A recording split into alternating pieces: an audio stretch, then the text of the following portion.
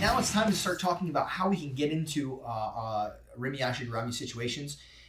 Yes, I've shown the position, I've shown how to control, I've even shown how to navigate different sweeps and off balances from Ashigarami, but we haven't really discussed too much how we're actually going to get there from various positions.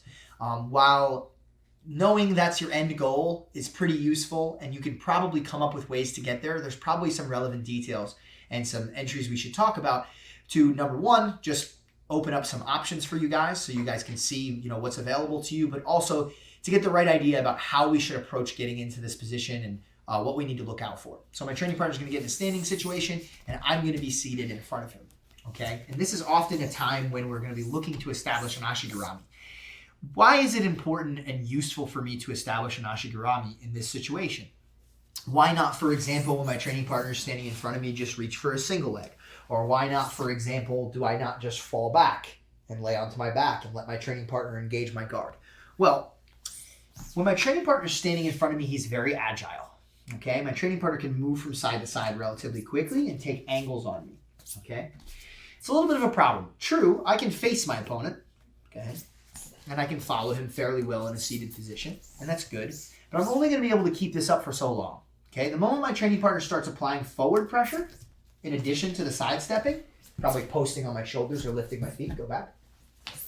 Okay, the moment he starts posting on my shoulders or lifting my feet, all right, now when my training partner takes these side steps, it's hard to follow him. I don't have any connection to my training partner. And it's much easier for my training partner to gain advantage over me, which is everything I'm looking not to happen, okay? So it makes sense for me as early and often as possible to entangle my training partner's legs with my legs in a seated guard position. I don't really want to spend a whole lot of time in a seated guard position where I'm not attached to my training partner.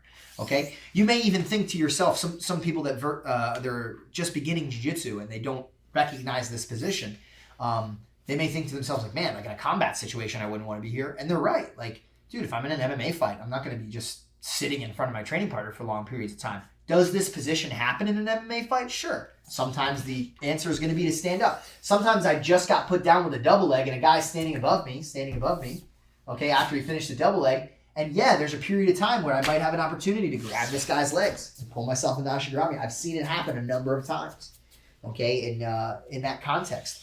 Yeah, you won't get to spend large amounts of time here like you do in a jiu-jitsu match, okay, but it is still a relevant position in combat, whether it be for mixed martial arts, whether it be jiu-jitsu, whatever the case may be. There's going to be some period of time where you end up in this space, okay, for whatever reason.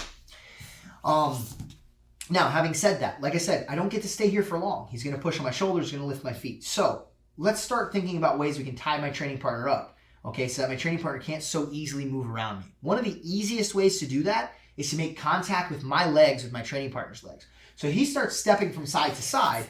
I just place a foot in front of my training partner like so. So I'm already attached. Okay, my shin is connected to my training partner's shin. Okay, just facing the other side. Okay, whatever side, switch legs that you're leading with. Whatever side my training partner is leading with, go ahead and step across. Okay, I want to meet my training partner's shin with my shin. And now we have the beginnings of what I would refer to as inside position. Okay, my foot starts to claim some of the inside space that my training partner previously occupied. If I left my feet like this, my training partner is maintaining the inside position. Once my shin crosses over to his inside his, okay, I have the inside space. Now, why is that relevant? Why am I even bringing this up? So, me having the inside space means that I have access to my opponent's legs and he doesn't quite have access to mine, okay? For example, if my training partner were to push me forward and my two legs were inside, he's not able to fall back for any leg locks, okay? He would have to take one of them out first or step back first, then maybe he could sit back for a leg lock, okay? Then maybe he could attack. Even guard passing, he's going to have to pommel at least one of his legs out, then start cutting through in order to pass the guard. So gaining inside position does two things. One, it protects me from submission holds, okay? Two, it protects me from positional advance, okay, at least for some period of time. So my training partner starts moving around and I develop that attachment. I get a shin to shin, okay? And it allows me to follow my training partner. So now as my training partner goes to try to move around, I can stay attached. Notice, I'm going to use a secondary hand. Step this like that. I'm going to use a secondary hand to maintain my attachment to my training partner. When I do this, it's incredibly important the way you grip your opponent, okay? because I've been teaching for a long time and I've seen people do a lot of crazy things to try to grab people, especially when they're first starting. Okay? Doing something like this, unacceptable. Okay? Just take your leg out and away from me. He's gone. You can't control somebody like this. Okay? You find yourself grabbing people like this, it's just almost never a good thing. Okay? I don't have a closed connection around my training partner's leg in a place where I need it. Okay? Right now, the shin is stopping him from moving forward. He keeps trying to march forward. I don't even need hands. I can pull somebody in Ashigarami right there. Go back. What I need, step that like that. Back. What I need is something that stops this leg from going backwards. Okay? So this isn't going to cut it. Even this isn't really going to cut it. Where I just kind of put my fingertips behind my training partner's hamstrings. It's not that much of a grip, especially you're sweaty, your opponent's sweaty, he goes to kick out. I lost him. Okay? We're going to make something called a false grip, where I don't just reach for my training partner, I reach past my training partner. Okay? Now my hand folds in and I countersink the grip. So that really the bulk of the grip is done with my wrist, not really my fingertips. It's not really so much relying on grip strength as it is the structure of my forearm and wrist. Okay? And then the fingers just kind of sink it in. So when he goes to try to yank out now, he's not going anywhere. When he goes to drive forward, I'm able to ride his shin, and I'm able to pull myself into Ashigarami situations. Okay? So first things first, as my training partner steps past my guard, I meet him shin to shin. Second thing, I engage with the hands. Okay? And I make sure I go wrist deep. I make a meaningful grip on my training partner. Now, there's two main ways to use this shin to shin position to pull my opponent into an Ashigarami situation. The first is to make the leg that I'm controlling light. Okay? I do this by leaning away from it. The more I lean away from this leg and towards the other leg, the more I load weight onto my opponent's leg. When I load weight onto this leg and this leg becomes light, it becomes easy to lift and then pull into an Ashigarami situation. The second way I can pull it into an Ashigarami situation from a shin-to-shin situation, okay, is to not make this leg light, but to make my opponent's other leg light, okay? I do this by emphasizing a pull in the same line as the foot I already control. So I try to load weight onto this foot, okay? Again, notice the previous move, I reached my hand way out and away towards the opposite foot. This time I reach in the same line as the foot that I have controlled. Another thing that I'm going to do is I'm going to reach out with this foot and catch my training partner behind the hamstring. Okay, so I make the other leg light. I pull almost in a straight line and I catch. Okay, I really like this form of entry because it leads to a high degree of off balance of the opponent. Okay, it's a more rotational and robust entry than the previous entry where I just lean and lift and pull my training partner's shin. Don't get me wrong, that's off balancing, but this, very off balancing. Sometimes even resulting in a full sweep of my training partner's butt to the mat like the previous move. Okay, and basically that'll happen if you get a more aggressive kick and sweep behind your training partner's knee. It all kind of has to happen with proper timing. As he steps, I pull. Okay, and that's what's going to take him out of balance. Okay, when he doesn't fall completely off balance, we just pull ourselves into the Ashigarami. Then we go to work however we so choose. Okay?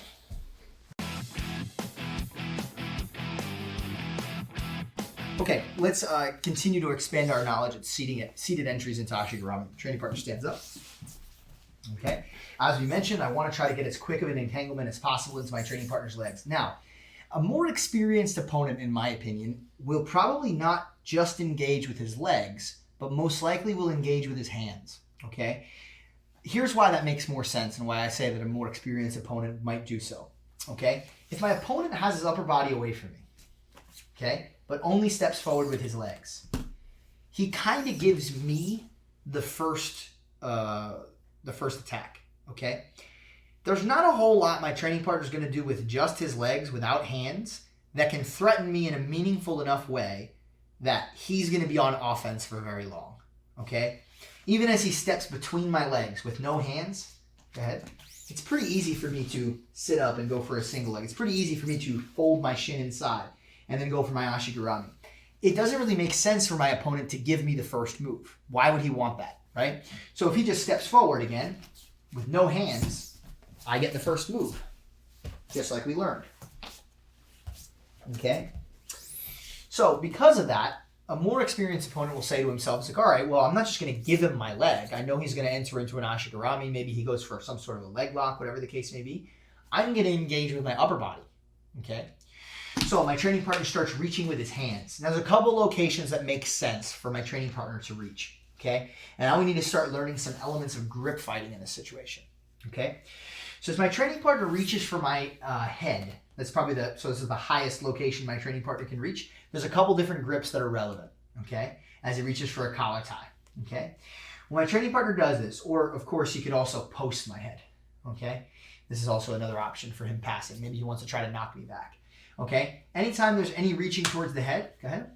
The main grip that makes the most sense is a 2-on-1, upward facing 2-on-1, okay?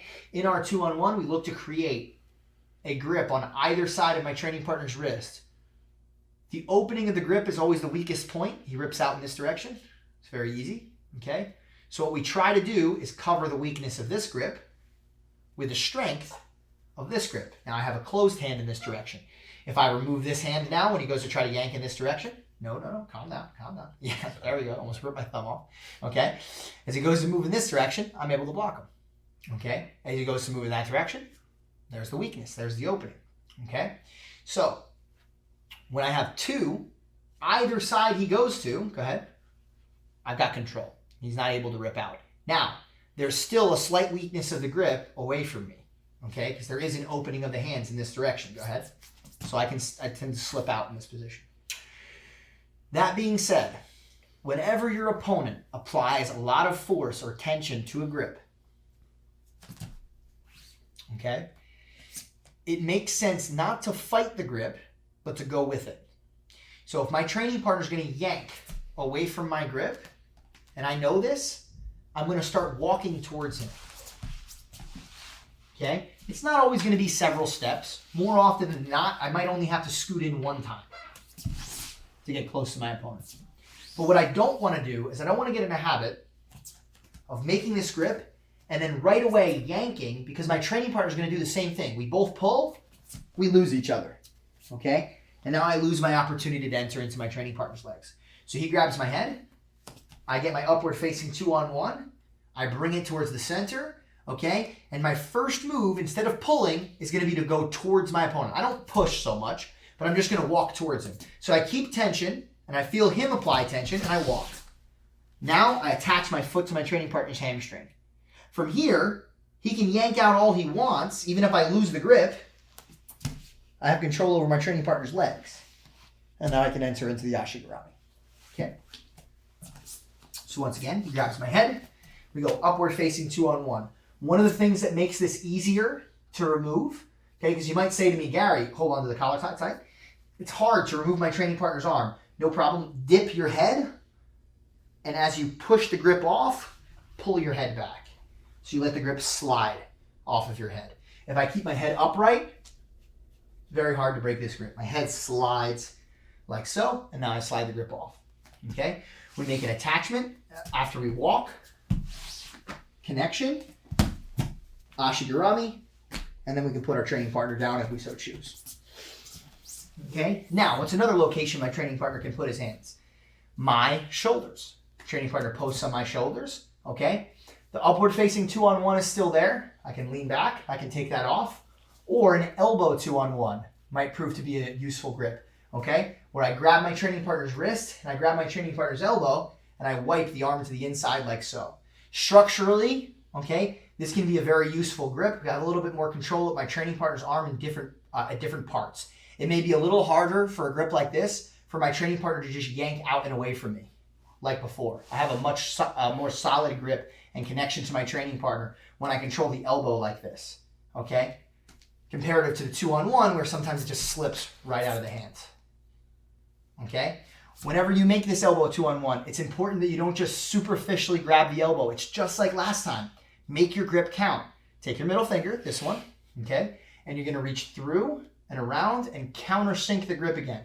Not quite a false grip, but the same idea. Reach through, wrap around. Now when he goes to yank out, a very strong connection here. Same thing though, even though this grip may be stronger in certain ways, when my training partner yanks, I don't pull at the same time and then lose him.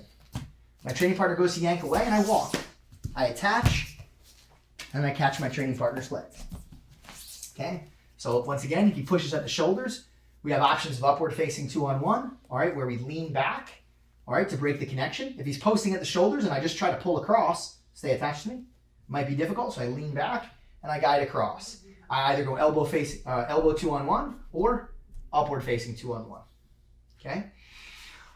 You're also capable, go ahead, it's also possible to wipe this hand in, like so, and you can get your knuckles on the outside. I tend to prefer the knuckles on the inside, okay? But both of these grips are useful, okay? Now, my training partner posts shoulders, okay?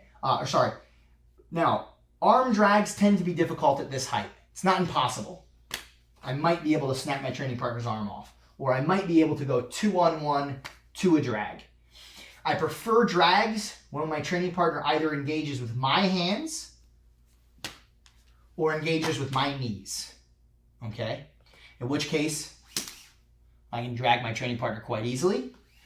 Or anytime grips start to go below the shoulders at the knees or my hands, another grip that we have that's useful to us is a downward facing 2-on-1, okay?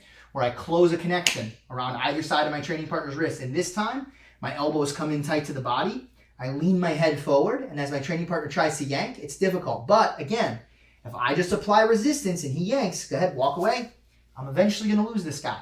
So even here, as he walks away, I chase, I catch, and I get a hold of the Ashigarami. So he grabs the head, 2-on-1, upward facing. He grabs the shoulders, elbow 2-on-1 or upward 2-on-1. He starts reaching a little lower, either at my hands to try to grip fight me or my knees. In which case, I have downward facing 2-on-1s. I still have the elbow 2-on-1 if I'd like it, okay? Or arm drags. And there's two different variations of arm drags. One, where our knuckles face the outside, okay? This is a good arm drag, but I think it's inferior to the knuckles on the inside arm drag. Why? I can create a bend in my training partner's arm. When he goes to try to yank out, it's very difficult. This is one of the few grips where I would argue to you that if you want to stand your ground, you can. He tries to yank away, and I pull. He's not ripping that out. I got him, okay? So if you want to use this arm drag to yank and pull this person forward, fine, no problem. You can also chase. It's not wrong. Maybe he's a little stronger than you. Probably walk, chase, and get your Ashigarami. Okay, those two arm drags again, when he reaches for my knees or my hands, okay, are an outside drag or a knuckles inside drag. Okay, both of which I try to create that bend to the best of my ability. One's just easier with the knuckles facing in. Okay, and once again, he backs away. Usually I chase, attach to the hamstring, and pull my training partner forward.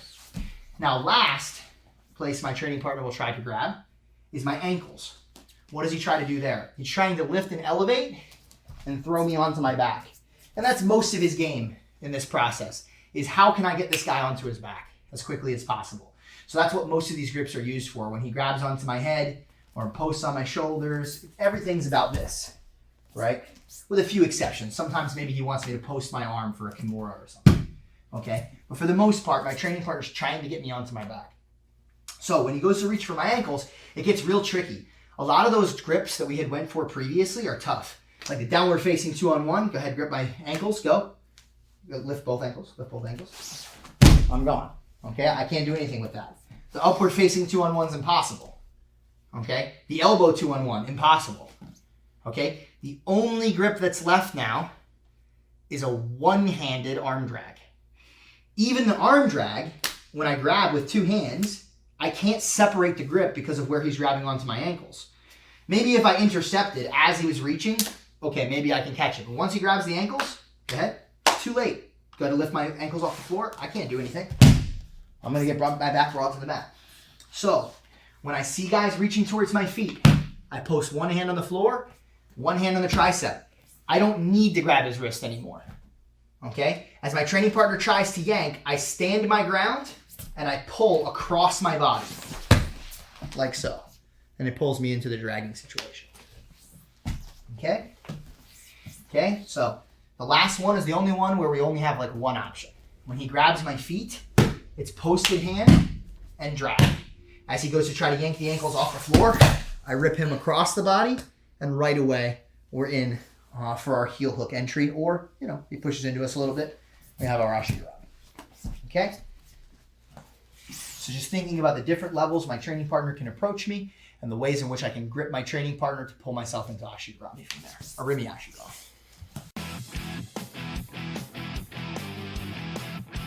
Okay, now the last few entries we'll look at from the seated position. It's not really the seated position at all, but it stems from the seated position. We refer to this as knee wrestling, okay? There's going to be times when your training partner is standing in front of you, okay? This is more of a jiu-jitsu context now than it would be any, you know, mixed martial arts confrontation or anything like that. But there's going to be times where a distance develops between you, which makes it difficult to get the grip fighting game going and makes it difficult to get shin-to-shin action. So those are the two things we're kind of looking for here.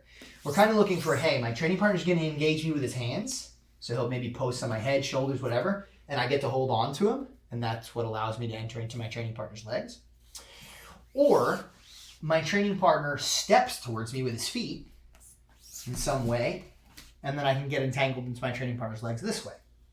But what happens when we get a cagey guy who's kind of standing in front of us, but at a distance where as I scoot towards him, he kind of backs away or angles away from me, and I can't get that shin-to-shin connection. And as I sit and wait for him, he kind of engages, he steps forward, but every time I make like even a slight grip, training partner rips away. And I sit here saying to myself, like, man, I can't get a hold of this guy. Okay? Well, the first thing that we can do, okay, before we even get to the knee wrestling, is a double koichi. Okay? So the first thing I can do is as I'm reaching for my training partner and things like that, and my training partner's yanking away and he's towards me, I can put my hand on the mat, I can propel my ass close to my training partner, and I can catch my training partner with 2 feet. At this point, I can push and knock my training partner down. Now that's also a useful tactic, by the way, for a lot of the movements that we were doing prior. For example, when I go to grab elbow 2-on-1s or upward facing 2-on-1s, okay, and I'm trying to get to my Ashigarami situation, right, but my training partner's still just at a distance that's uncomfortable, there's nothing wrong with putting 2 feet out and posting your training partner down. The way that we make that sweep happen is a opening of the legs, and again, try to create that sticky foot action. All right, open legs, sticky foot action, and a little shove. And that shove can be done on your opponent's thighs, hips start to get a little overextended. I prefer thighs, all right, or with the grip itself that you have on your training partner. Okay, so we can do that from a distance. All right, I'm grip fighting my training partner. He's super cagey. I can't get close enough to him. I scoot in and I catch. Okay, or like I said, I kind of should have probably put this in the previous section, but if I have grips on him already and it's still like I'm just having a tough time getting there, no problem. We put 2 feet in and we knock this guy down. Okay, so double koichi is very useful for that. Okay, whenever my training partner's too far away. But there comes a point where even double koichi is not enough. I'm trying to reach, go ahead, back away, and you get in these battles. It starts to look terrible. You're scooting your ass and wiping your ass on the carpet like a dog. Okay, trying to get shit off its ass, and you're getting nowhere. Okay, you're scooting. He's running all over the place, scooting. And like, yeah, it should look bad for him too, because he's not doing anything offensive, but he's standing. So everybody kind of looks at this guy as the aggressor, and they look at you as the butt scooter, right? And then you kind of develop a reputation for somebody who isn't very active, or isn't attacking their training partners or whatever. Or there's nothing happening in the match and it's boring, right? So to try to avoid this, we have one other stage in which we could go to. It's a little risky, okay, but we can come up to our knees. Now, is this a place that I would recommend that you stay for long periods of time? Probably not, okay? If I hang out here and I'm not vigilant, my training partner can snap my head down quite easily and start moving into guillotines, etc. And that's why you don't see that many people do these movements. But it's still very valuable to you. Now, when I come up to my knees, there's a ton of different ways I can do it. I can fold up to one knee, so one knee and one foot. Or I can fold up to two knees. It's also possible for me to fold both legs in. I wouldn't recommend this for the Ashigarami entrances. That's kind of only for double legs, okay? But there's different ways to do it. It's kind of the point, okay? I just need to be able to come up to a knee. Okay, now that I'm up on a knee, what previously was a distance that I could achieve absolutely nothing is all of a sudden a distance where I can absolutely reach my training partner's legs. No problem. Okay? So as I feel that this opponent gets cagey and I want to enter into a Rimi Ashigarami, he's been doing his job backing away, I start coming up to my knees. Now let's talk about what kind of entries we can get out of this. The easiest entry would be an Ashi slide by grabbing the inside of your training partner's knee like so. From here, I would step up with the same side arm as I'm reaching with, and I just slide underneath and into an Ashigarami situation. Okay? That can be done by coming up to both knees and grabbing and posting a hand on the floor. This hand helps you distribute your body weight in such a way that you can make this leg light to slide underneath your training partner. If you don't put weight on this hand, it's going to be a struggle. You're going to rip all the skin off of your knee. Okay? And I'm in. Okay? You could also do that by just folding up to one knee. Okay, like so. And I can go right into the slide. Okay? Another good way to do this is Kibisugeshi action. Okay? Where I grab my training partner's foot. Okay? Ankle picking. Okay? I can come up to two knees and I can catch the outside of my training partner's ankle. As I do this, I just pull that ankle into my hip and I establish Ashigarami. Okay? Wiping up the two knees, grabbing and pulling. Okay?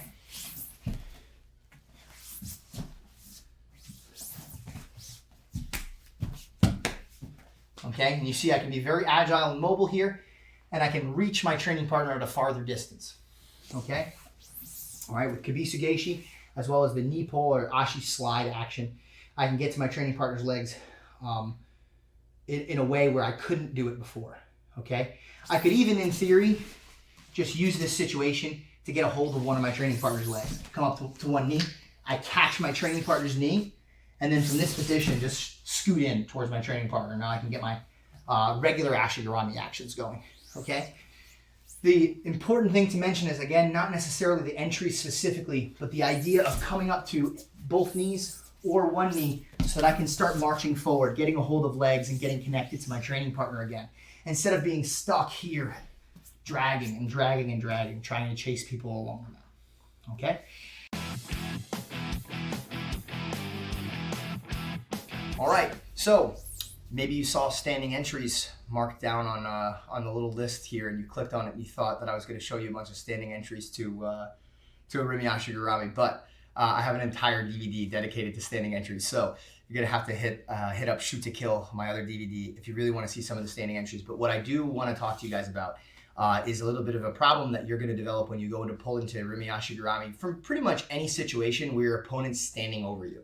Okay, so standing entries, by the way, would just be any time that both of us are standing and wrestling. All right, there's numerous ways that we can pull into Ashigarami, and I cover it in that DVD, so I'm not going to go crazy. I'll just show a sliding entry real quick, okay? And one of the issues with any of our entries where an opponent's standing above, doesn't have to be standing, I could just be seated in front of my training partner, and I could go to try to pull my training partner's leg in, is we often encounter a kick-out problem where just as I'm trying to get this Ashigarami going, my training partner just kicks his leg free, all right? Before I can really get anything moving. It doesn't even always have to turn. Sometimes what people will do, they just go this direction. They just kick straight out, right, and away from me, okay? Because the moment they feel someone trying to link into their leg, they're worried that I'm going to get some sort of control. So right away, they're just kicking out and away, all right, and I can't hold on to the guy. This happens a lot, of course, in mixed martial arts as well, all right? People are very slippery, okay? So I want to help you guys solve this problem. There's a very simple detail that can help fix this, and that's your elbow attached to your Achilles tendon. So if you're ever worried about the opponent that you're facing kicking out of the ashigarami that you're going for immediately, I suggest strongly that you glue your elbow to your opponent's Achilles tendon. So as I slide in, before I even worry about the ashigarami, I'm even going to take my 2 feet and put them to the floor. All I need is this elbow attached to the Achilles. He goes to try to turn, kick. And that's even stronger than me just grabbing my training partner's Achilles tendon like so with an overwrap grip. Kick out in this direction. He can still often slip his foot out here. When I just take my lat muscle and I pinch down and I take my elbow and put it over the Achilles, it's way more effective than overwrapping. Go ahead. I'm completely glued. I get stuck to the back of my training partner's heel. Okay? So again, I'll do an example where I go into an ashigarami from the standing position and I feel a strong kick out. I'm attached to my training partner here. Okay? Of course, you still establish your ashigarami. I'm just mentioning, putting that elbow over the Achilles tendon, your training partner goes to kick out, and you're attached. Now you can go to do all your work, and you're good to go. We just don't want our training partners kicking out of our ashigarami entrances the moment that we get there, okay? Once your training partner feels relatively stable and they're no longer kicking, we can go to transfer into our submission holds or sweeps, whatever the case may be. We're going to take a little look at some entries from situations where I'm in top position now, okay, on top of my training partner trying to pass the guard. There are a number of different ashigarami entrances from top position as you're trying to pass. In a few instances, it makes sense to use a Rimi ashigarami, and in other instances, it makes sense to use some of our other ashigarami entrances. So I'll show you the most relevant times to use in a Rimi ashigarami as we're passing the guard to fall back for a leg lock. Now, having said this, just something to consider for yourselves, okay? Obviously, by going for a Rimi ashigarami in these instances, I'm going to be falling back off of top position on top of my training partner, all right? Therefore, it's something to consider in this context of competition or a fight or whatever the case may be, that you are giving something up in order to try to take a submission opportunity from your training partner. So be mindful of that, okay? In the context of competition, if you're going to lose points because your opponent gets up on top or whatever the case may be smart about it, you know? If the context is, hey, I just want to submit this guy, it may make perfect sense for you to sit back for leg locks from top position.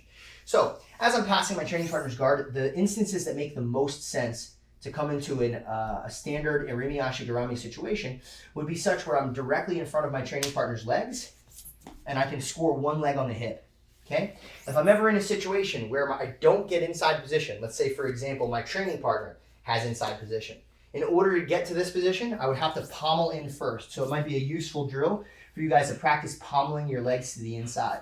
For example, if my training partner had a De La Riva or something like that, okay, typically I would have to pommel in if I wanted this leg, okay? At the bare minimum, okay, I need one leg on the inside. If I have one leg on the inside, at the very least, I can attack this outside leg. All right. However, what I will say is it's going to make your ashigarami entrance difficult. As I go to fall back, he has one leg wedged on the inside, and it makes it difficult for me to get my legs in. So I recommend situations where we're passing where I can get both legs on the inside before I go for these ashigarami entrances. Or at the very least, if I only have one leg on the inside, all right, as we're fighting to get this ashigarami entrance, we do something to get the second leg inside as you're falling back. Now, there's two main ways we can do this. One is to fall straight back and attack my training partner's leg. And while that can be useful, I would in general recommend to you guys to fall across your opponent, okay? But every so often, either because your opponent pushes you, okay, or because you chose to fall back, you can fall right into an Rimi ashigarami situation here. One of the things we want to think about is sliding our knee into position like so and connecting our heel inside our training partner's hip. Now as we fall back, we have a nice firm connection here and we're ready to go on the attack, whether it be Achilles locks, heel hooks, toe holds, whatever the case may be. All right, now, because it lends itself to more foot and heel exposure for a lot of our attacks, I will often prefer, as I'm sliding into these positions, to fall across my opponent's body to open up my attacks. Now you see my training partner's heel is far more exposed. I'll do this on the other side so you guys can see. Okay, I slide in, okay? And I fall across my opponent's body, and now you see there's more heel exposure on this side, okay? So I can immediately go into my toe holds, heel hooks, Achilles locks with a lot more ease than if I just fell straight back. Now it gives my opponent opportunities to hide his heel, etc. Okay, so this is something to think about. Now, in that last situation, I was just standing directly in front of my training partner. This can all happen in the context of passing my opponent's guard. Okay, I can be trying to pass, and as my training partner's trying to recover, I can get a hold of my training partner's top leg. Okay, I can dominate inside position, and I can fall. Okay, into these ashigarami situations. Most of the time while you're passing, I would say there's better ashigaramis to fall into, and we'll go over that later on in the DVD. All right, but it is always possible anytime we have the opportunity. All right, as my training partner tangles me up in my legs, or in his legs, okay, we get a hold of our training partner's Achilles, we dominate inside position with our secondary leg, and we fall back. Or perhaps while I'm falling back, I look to get my foot on the inside, okay? Always trying to get that double inside position so I land in a better ashigarami entry, okay? So for the most part, when we're gonna be doing these entries, we're either directly in front of our training partner or maybe slightly off to the side as our training partner is trying to recover. And in these instances, I look to dominate inside position, fall, and then create my heel exposure so that I can go on the attack and a Rimi Ashigarami from a standing situation in front of my training partner while trying to pass. So I thought it would be important for us to discuss some entries from positions such as half guard and full guard. The nature of both half guard and full guard kind of give us a Rimi Ashigarami because of the outside position that our training partner is taking. So a training partner is going to stand in front of me in full, or sit in front of me in full guard for the time being. That's a nice kip towards me there, Chris. So anyway, so it's fine. So as I'm in this full guard situation, a couple things to note. Okay, there's a lot of different ways people approach trying to pass full guard. Okay, and some of them are, for lack of a better word, completely stupid. Like, it's just not useful at all. Like, you're just gonna see people, there's probably like entire DVDs or like maybe subsections of DVDs dedicated to people like putting their hands on someone's hips, inserting a knee into their opponent's rectum, and like trying to shake back and forth. You know, it's like, come on guys, okay? Like, have you ever passed like a high level person's guard that way that didn't want their guard open? Probably not, okay? People are relying on things like digging their elbow into people's thighs and stuff. Like, you know, if I was the person training with you, I'd probably just elbow you in the face just because you're a dick. But I don't think you're actually getting any good work done here at passing someone's guard. So almost all of our effective guard passing is going to be done with some form of stand-up. Now, the reason people are somewhat averse to that and they teach all these other stupid techniques is because they're like, oh man, well, if I stand up, I risk getting knocked down. And like, yeah, of course, it's a risk. But guess what's also a risk? Sitting here in someone's close guard forever. Like, I have no offense. I'm not going to be able to kimura or armbar my opponent, strangle him. What can he do? He can do a number of different things. Triangle me, okay? He can hit me with jujigitames. All of these things stem from full guard. He can start top locking me and making my life more difficult, okay? There's a ton of different things. Kimuras, whatever, okay? He literally has the widest berth of offense ever, and I have none. There's literally only one thing I can do, and that's try to break through this guy's guard. Unless it's MMA, then I can punch the guy in the face, in which case, no problem, okay? You can step your legs up and start rocking them, okay? But now I know, like, hey, I'm probably gonna have to stand up here, okay? While I'm standing up, it's possible for me to not just pass my training partner's guard, but also fall back into his legs. He's given me both of his legs just by the nature of locking a full guard, okay? So as I step up, okay, if I do this offensively and he doesn't counter me in any way, shape, or form, I can just walk one of my training partner's knees down, and there's my entry. And of course, I can fall to the side, which I find to be the best option. Or if you wanted to, you could fall straight back. I don't really see any inherent advantage in falling straight back, but you know, occasionally it happens, it's no problem.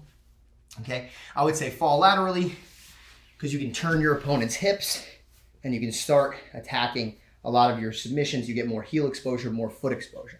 Okay, now sometimes, like I mentioned, in the process of standing up, however you're going to pass, whether it's a knee through, whether it's just lock your legs, whether it's just standing and pushing my training partner's knee down, your training partner will inevitably grab a hold of your feet. No, just grab 2 feet, okay? and knock me down, okay? It's not the end of the world, okay? There's a lot that you can do to prevent your training partner from capitalizing in a situation like that, okay? And one of those things is establishing an ashigarami, okay? So you can still stay on offense even though your opponent knocked you down, okay? So as I stand up on my training partner, and as he grabs my feet, okay, he's gonna start knocking me down. And as he starts to knock me down, I'm just gonna take my two knees, rotate, just gonna take my two knees and pinch them together.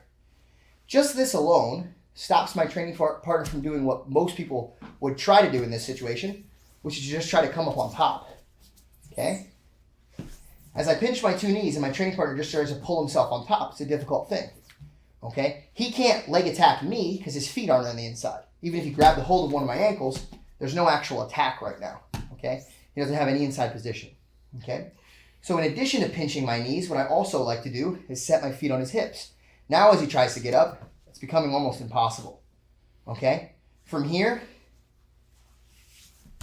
I just discard one of his legs, and immediately I'm on offense here, okay? So my training partner had some sort of full guard locked. He grabs my feet. I start heading down, no problems. I just pinch my knees. Okay, you can put your feet on top if you want. You don't even have to do that. You just clear one of your training partner's legs and start the reaping action, where this leg starts covering your training partner's quadricep, and you start getting underneath your training partner's heel, getting ready for some sort of exposure, or of course toe hold actions. Okay, whatever it is that you prefer, even the straight Achilles locks, totally fine. Now we have some form of ashigarami as our training partner knocked us down. And even if you weren't going to leg lock your training partner, okay, just by getting into actions like this, you make it easier for you to get back up. So yeah, he knocked me down, but Chris goes to try to get back up. I have an elevated leg. Go ahead. He might be able to get back up, but I'm going to be able to get up too. I'm going to be able to put my training partner down and do any number of different things because I've elevated one of his legs. Okay, so two things to learn from this. Despite the fact this isn't a guard passing DVD, please, for the love of God, stand up while you're passing someone's guard. Okay, and notice that there's going to be some opportunities for us to enter into a Rumi Ashigarami during our your opponent's full guard attacks. Okay, now in addition to this, I didn't want to do a whole subsection on this because it's a very straightforward skill. Okay, in any situation where my training partner has half guard, specifically knee shield half guard, I have opportunities to attack my training partner with a Rumi Ashigarami. I mean, I can do things as simple as step my knee up and sit back, and I have this ashigarami. One thing I would mention that's going to make your ashigarami stronger is that when you're in this half guard, typically we do so with our two knees on the floor and our 2 feet on the floor. And that's typically how the half guard knee shield situation develops. Okay, what I would recommend to you, if you're going to go after your training partner's leg from here, and that's going to be your option, take this foot and put it inside first. Just gives you better access to your training partner's legs and more control. We talked about this before, the idea of using the toes to control that hamstring as being beneficial to us, stopping your training partner from turning as violently, all these things, okay? So I just windshield wiper that foot in. That's it. Okay, now I have 2 feet inside. If he wanted to attack my legs, he can't do it. If he wants to do a quick rotation or anything like that, it's difficult, okay? I've got a good control over my training partner's leg, okay? So pretty much any half guard situation, this is possible. If you had your training partner more flattened out, okay, same sort of thing. I'd probably fan my foot in on the, at first, and then I'd start stepping my leg up, and I'd start entering into Rumi Ashigarami situations. Again, full guard and half guard, just by their very nature, okay, your training partner's giving you the leg by establishing some form of outside position, okay? The only thing to remember when you're in the half guard situation is preferably, when we do this, we pommel this leg on the inside, just to get more control, prevent submissions from my opponent, okay? And just give us a lot better access to a stronger Ashigarami situation, okay? Notice that time, instead of grabbing the foot, I controlled my training partner's knee. This is a good idea sometimes. If you're worried about your training partner kicking out and doing all different kinds of things, sometimes what I like to do is control that middle joint, okay? I control this middle joint, I put my knee behind it, I have a very strong wedge when he goes to try to move around. He's not going anywhere. And then after I establish a good strong connection, I can start putting my attacks in.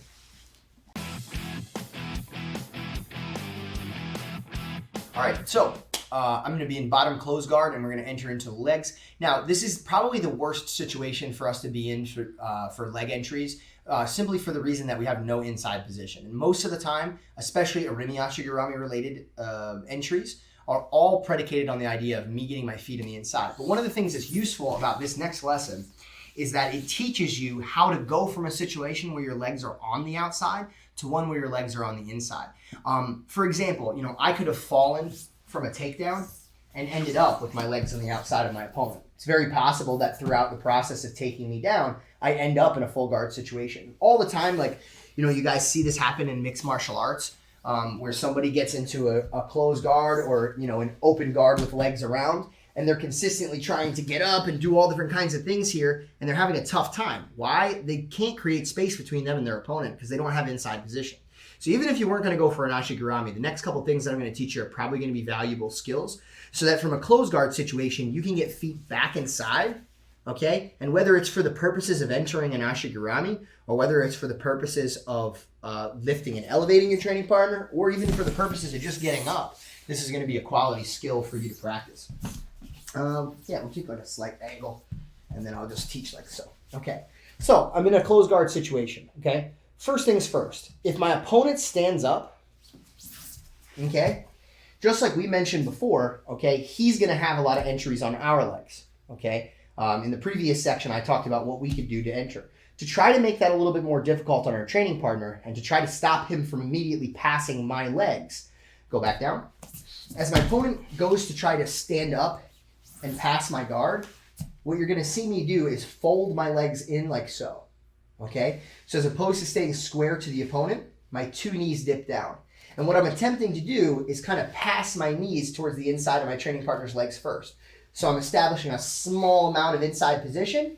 And then finally, as my feet come to the inside completely, I have full inside position with my feet and knees.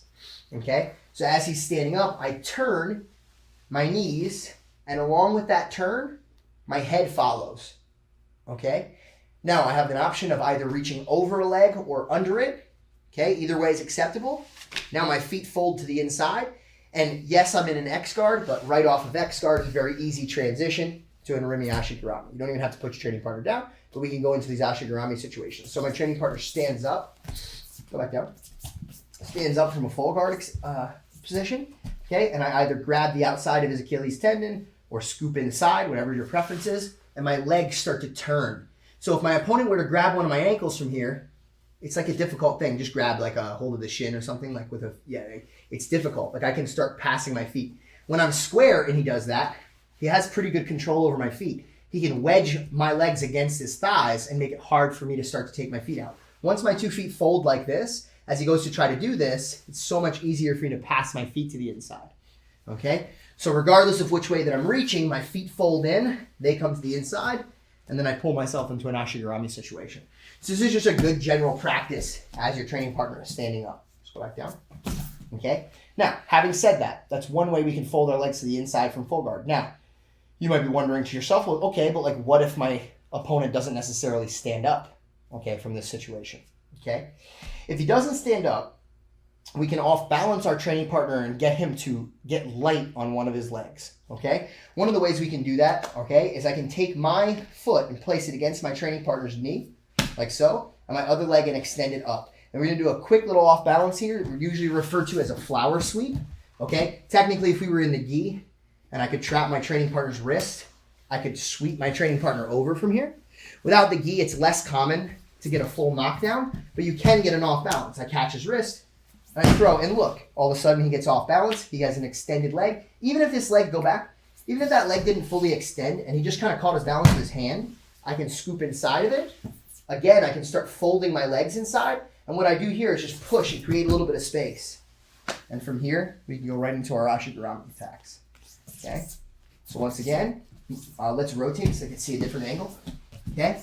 A situation where he's not standing up, okay, and I want to off balance it. Okay, this works well if he's not standing up, off balance. It also works well if he's just about to stand up. Whatever side he leans to, I put that foot on the floor and I knock him further towards that side. My feet start folding in and I start establishing my Ashigurami like so. So again, my feet have to come to the inside. There's a process in which my knees turn, slide underneath, my feet follow. So my feet can't stay out, they have to come in, Then a knee comes behind my training partner's knee, and a heel comes over the hip. And now we're in a good strong Ashigarami attack. Okay? Now, I can also, and this might be a little bit more dangerous in a sport like mixed martial arts because I'm going to scoop my training partner's leg with no off balance. I can also just scoop into my training partner's legs like so and immediately begin misaligning my knees. Okay? From here, I just use my feet to shove my training partner off balance. I get my feet inside, and we get into our Ashigarami situations. Okay? So even without the flower sweep, okay, this idea of kicking over, I can just open up my guard and start passing my legs to the inside, establishing an Ashigarami. Okay? Of course, like I mentioned before, you can also, from this full guard situation, just shift out as my training partner, even if he's trying to hold me down, whatever the case may be, I shift out and get legs inside. Now, it's true I don't have an Ashigarami, okay? But this will allow me to get to a situation where getting an Ashigarami is much easier later. We'll cover this in a later section, okay? So that last version, what we're talking about, just an essential skill of getting inside position while you're in a full guard situation. So you go from outside position, where the legs are out here, to one where we turn ourselves out. Notice my knee comes in front of my training partner's waist, or as he's trying to tackle me, hold me down, whatever the case may be, I create space. One foot folds in. As he continues to try to close the distance, even with that 1 foot in, I can just push off, and the other foot comes in, and then we're ready for our elevation entries, which we'll go into in the next part of the DVD. Okay, so let's talk a little bit about how we can enter into these various forms of Ashigarami once we get our inside position and we can elevate our opponent while he's on his knees, okay? We talked a lot already about how to enter into these situations when our training partner's standing, and that's a lot easier because my training partner has two open knees, so there's a lot of space between my training partner's legs, all right, for me to throw my legs in. When he drops to his knees, it's not so much the case. I have to do a little bit of work to get to these Ashigarami situations because my training partner's heavier on the mat and there's less space between the knees, okay?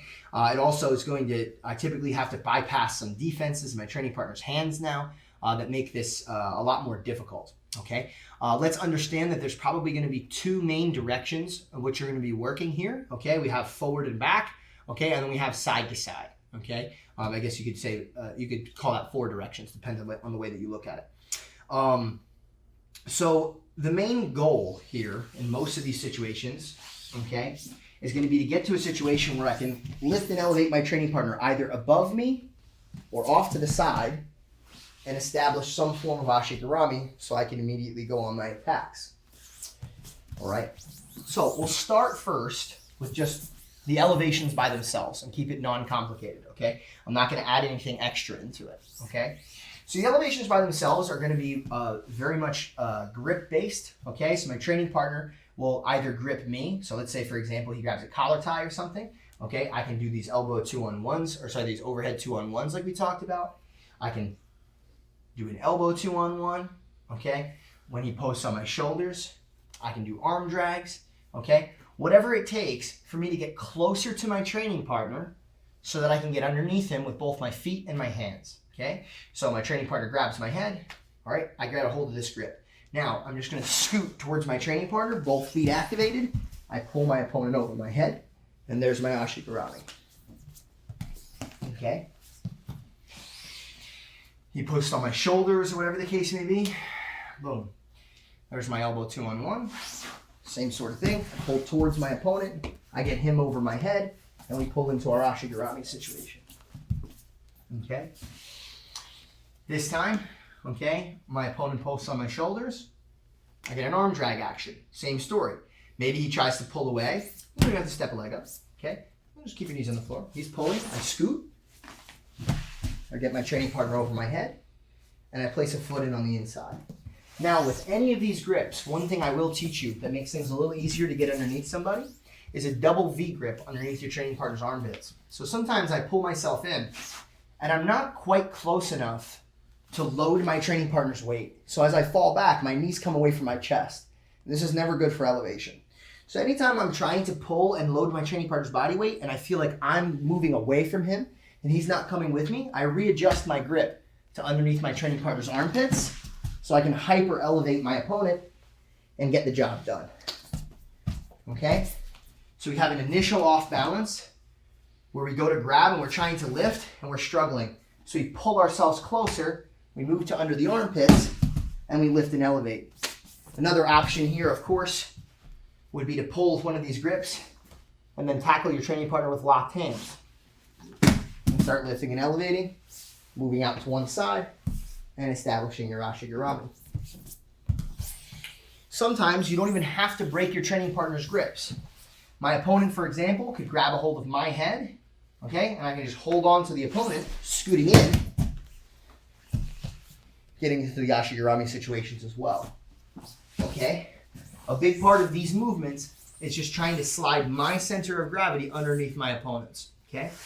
I slide my center of gravity under my opponent's. If I can score this position where my heels come to my butt and I can get my opponent leaning forward with any grip, I can bring my knees to my chest, start lifting my feet up, and slide my opponent into these Ashigarami situations. Back and front. Okay, so far we kept it very simple, okay?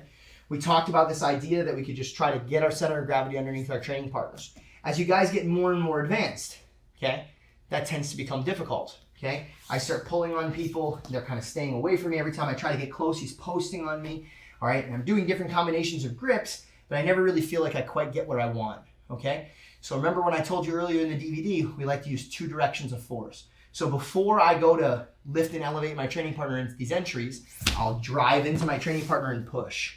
Okay, I post into his chest. As he posts back towards me, I either get my hands underneath and go right for his armpits, or I get my grip, and as he moves forward, I can move into my Ashigarami entrances. So you see we're employing strategy now in addition to the actual entries themselves. All right, where we use pressure in 2 different directions, a push-pull reaction. Okay, where I drive into my training partner, and as he pushes back into me, I begin to pull.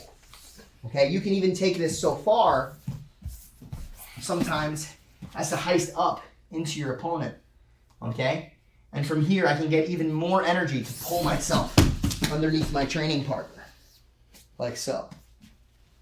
Okay, so don't think that you have to be confined to a seated position in front of your training partner in order to get these elevations going. All right? I could, in theory, get all the way up to my feet. Go down, stay on your knees. I can get all the way up on my feet and pull myself underneath. You saw this a number of times in my match with Paul Harris. Okay?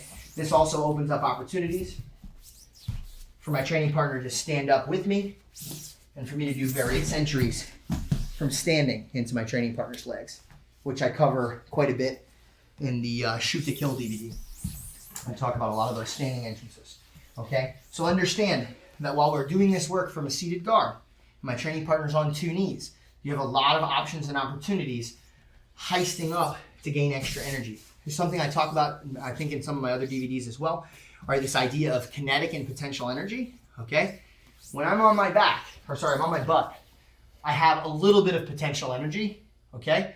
No kinetic yet, okay? Until I start moving back, okay? That potential energy gets turned into kinetic energy. And I roll back to my shoulders, okay? Because there's movement. Just associate kinetic with movement, okay? Potential with, essentially, one of the best ways to develop potential energy is to gain position, so height, right? So as I gain height, I simply have to fall back. All of a sudden, I transfer that into energy. If I can get even higher, for example, on one knee, I have even more potential energy, which I can turn into more kinetic energy. He goes down on 2 knees. I stand all the way up, and now same story. Maybe he even tackles my legs or something. And I can turn all of that potential energy into kinetic energy, all right? Because I get to use the force of gravity, okay, to help propel me downwards with my opponent and carry him over my head, okay?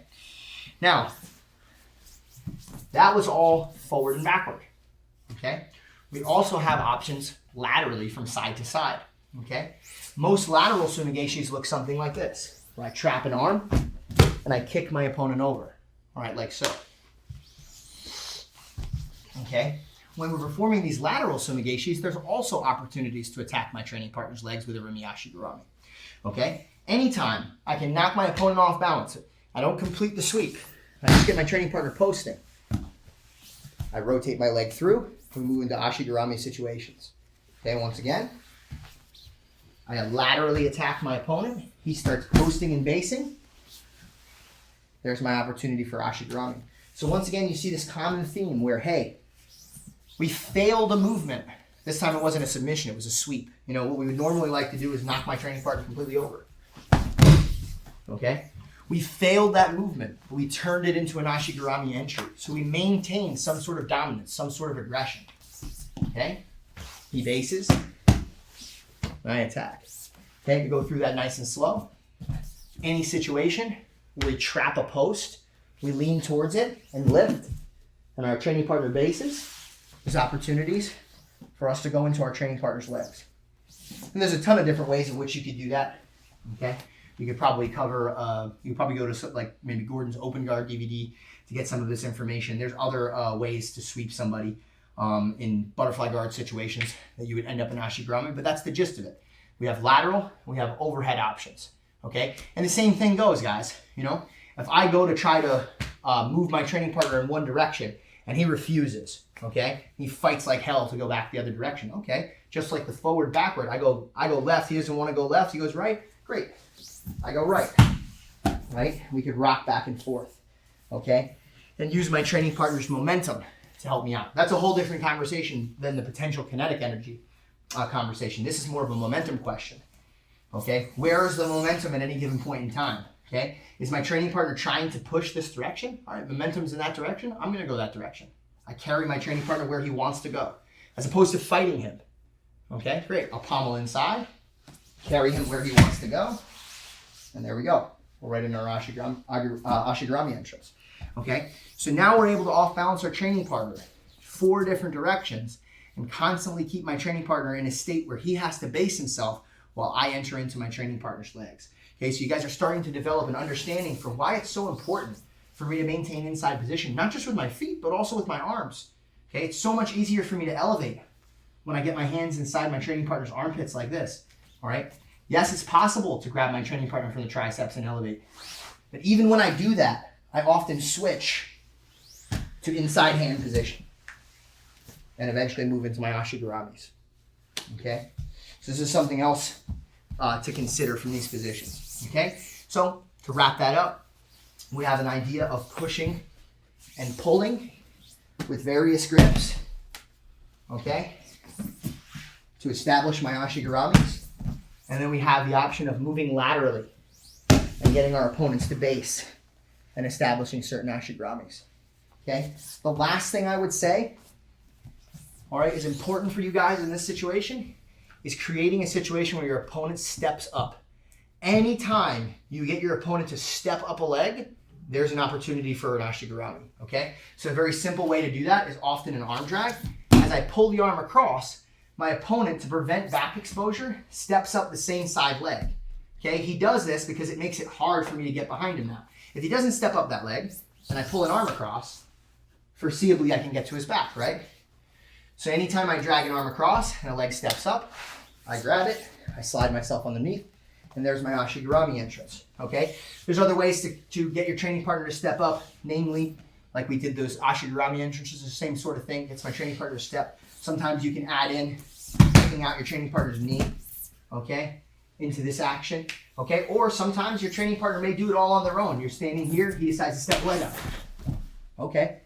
That just needs to be a trigger in the back of our head. Hopefully you don't kick your training partner in the balls like I just did, okay? But that just needs to be a trigger in our mind. The opponent steps up, oh, there's an Ashigarami entrance, okay? So one last time, whether it's dragging to create the step up and then getting a hold of the leg, okay? Or I'm just wrestling with my training partner. At any given point in time, I see him step up. I get a hold of that leg, and I pull myself into an Ashigarami, getting ready to attack.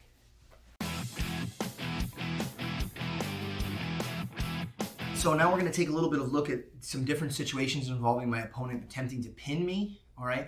In which case, I'm going to look for some of my Ashigarami entrances. Now, there are certain pins which don't lend themselves well to an Arimi Ashigarami, okay? For example, something like a side control. Okay, my training partner pins me in side control.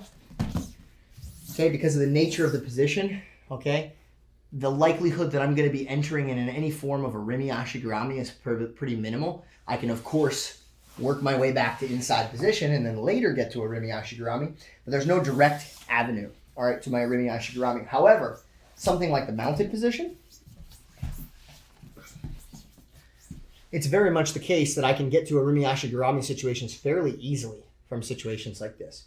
Okay, even something as simple, okay, as first putting my training partner's hands to the mat, controlling my opponent's hips, and bumping my opponent out towards one side can lend itself to an inside knee and a heel over my training partner's hip.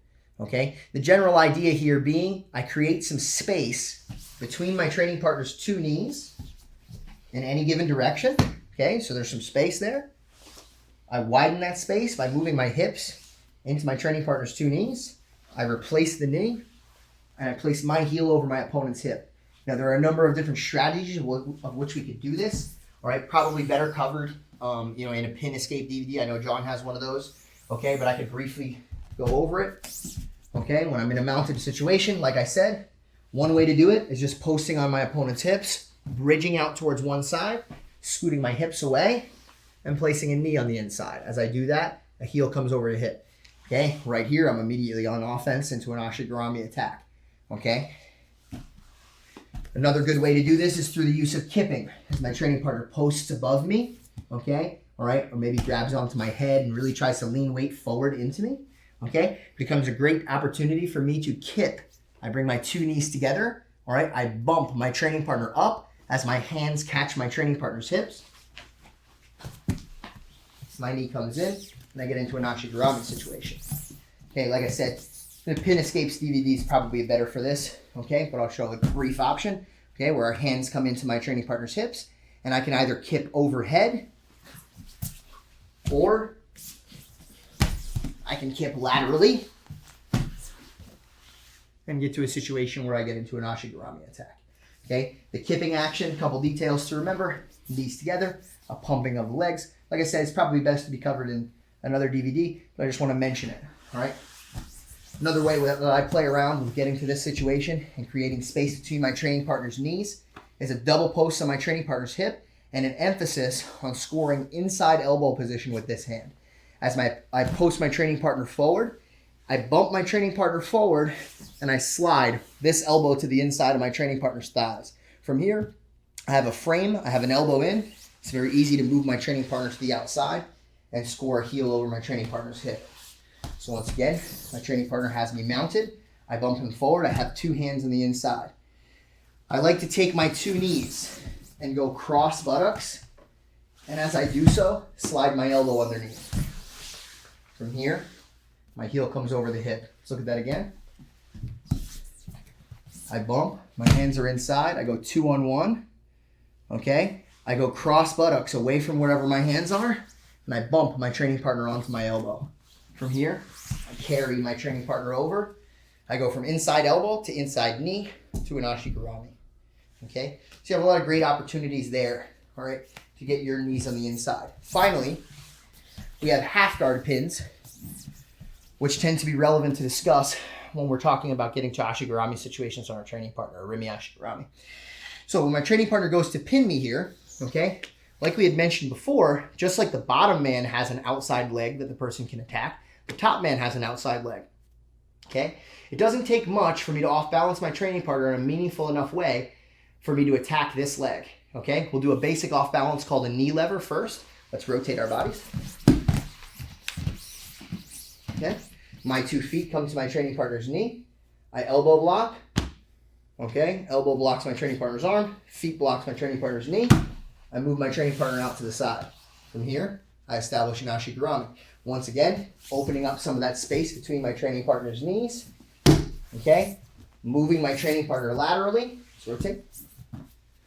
So I can get my Ashigarami position. Like so. Another way to do this, instead of the knee lever, is to use my foot and get on the inside first. So I shift my hips out, creating room for the foot to come in. Okay, the more I shift my hips out, the easier the foot comes in. Then I can't leave my hips here. I have to pull myself back underneath. From this position, I get as much inside position as possible. If I can get this under the neck, great. If it's on the outside, it's no problem. And this hand posts inside the armpit. Okay, from here, I push with my upper body inside position and push with my lower inside body inside position, shoving my training partner away and opening him up for the Ashigarami attack. Now, one thing of note, okay, as I fight, I get that lower body inside position and the upper inside position. If you just try to push your training partner laterally, it's hard. I often emphasize elevating my opponent overhead first, so the arms as well as the legs and knees load him up. Then I shove my training partner out to the side. Occasionally, he'll be grabbing onto your head. As you're trying to do this, you just peel this grip. It's no problem. All right, and we get into our Ashigarami situations. Okay? You do a couple advanced things from half guard as well. All of this is kind of predicated on the same idea, that all those off balances out to the side. All right, to try to rock my training partner over, whether that be knee lever, whether that be foot on the inside. Okay? We could also play around. Let's go off of the chest-to-chest position for a second. You can also play around with various circumstances where I open up my training partner's legs for scorpions. And as I extend my training partner's leg for the scorpion, it's quite easy for me to get into a Rumi Ashigarami situations. Let's take a look at that scorpion setup for a minute. Okay? He can start flattened out if he wants. Okay? I use my feet to open my training partner's leg. I pass my 2 feet to the inside. So as opposed to 2 feet outside, we go 2 feet inside. I put my feet inside like so. This foot comes underneath the shin. This foot goes underneath my calf muscle. As he tries to extend, I can extend him. As he tries to come towards me, I can bring my knees to my chest to follow. If I want to elevate him and get him into Ashigarami, okay, I must bring my knees towards my chest. I must scoop with this hand and then direct my training partner to the outside. And from here, I can fire my legs in. Look at that from one more angle. Training partner's pinning me in a half guard situation, okay? And I choose the scorpion entry. So I pommel my legs inside, okay? My knees come to my chest. If I can get inside hand position, that's ideal. You don't absolutely need it though. I can use my knees. Bump them up. I scoop with this hand, and then I angle everything off to the side. Just like last time, if I try to just extend him out from here, it's not gonna happen. I go overhead first,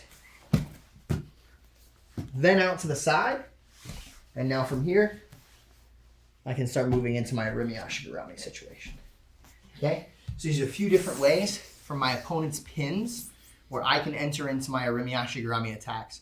So now we're not only just working out of offense, we're also working out of defensive positions, and we can immediately get our leg attacks off. Okay guys, so I thought I would give you guys one last strategy here to get into a Rumi Ashigarami and immediately on the attack, okay, with an inside foot pommel. Okay, we discussed this a little bit when we were sitting in our seated guard, but what I think we're going to do now is as my training partner is attempting to pass my guard, I'm going to score inside foot position in such a small way that it's not even going to seem like it's going to matter, but it changes everything and can take us from a defensive situation into an offensive situation. So, my training partner is going to set one leg in between my legs, okay? And normally when he goes to pass, he looks to put one knee to either side of my body, start sliding through, beginning to pin me chest to chest, okay, and work his way into guard passing situations for the win. Now, when we were in a seated guard situation, we talked about the idea of getting an inside foot position, okay? And it seems very minor, and that's how we pulled ourselves into Ashigarami. Sometimes, as someone's passing our guard, okay, and they place a foot to the inside, like they're going to do the knee slice, etc., okay? When they do this, okay, it's too late already, right? Like we don't have the inside foot position. It's not that hard to score though. All we need is a little space. So one of the things I do is I take my two hands, I post on my training partner's knee. This stops his forward momentum for a second. I can't hold it forever. Eventually he'll peel my hands off, he'll break through, all right? But I hold his knee back, I give myself a little scoot, and as my training partner continues to try to progress, I just score inside foot position like so. Now this technique is so effective that often we can do it even when my training partner continues to push forward and I don't even use my hands. When I have inside foot position, as my training partner continues his pass, all I gotta do is open my foot up and I can pull myself into various Ashigarami situations, okay? So my training partner engages in his guard passing behavior. I hold him back, okay, and I scoot my hips back. I place my foot inside my training partner's shin, and as my training partner progresses forward, all right, this time I'll use my hands just to guide my training partner. Act like you want to do a knee slice, like across my guard. Good. I pose, and I open my training partner up. Now, sometimes I'll end up in Ashigarami on this side, and other times I'll end up in Ashigarami on the same side leg as maybe he starts to slide out to the side like so. Okay, and I just score that inside position and go immediately on the attack for my Rimi Ashigarami or outside heel hook maneuvers. Wow, God, amazing.